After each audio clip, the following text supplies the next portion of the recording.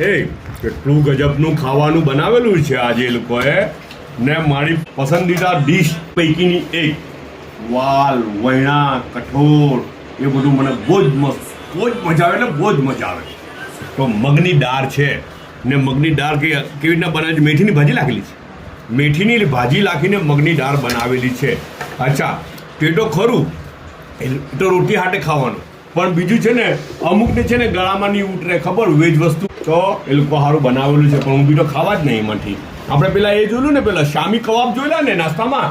અચ્છા ને આજે કેવા છે આપણા રેગ્યુલર કબાબ ને રેગ્યુલર કબાબમાંથી એની સબ્જી બનાવેલી છે.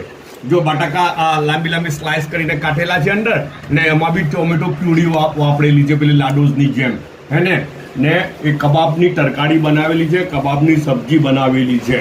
મજા આવી જાય, દિલ ખુશ થઈ જાય. રોટી હાથે ખાવ, રાઈસ હાથે ખાવ, ખીચડી હાથે ખાવ, પણ હું તો રોટી હાથે ખાવાનો છું હમણાં.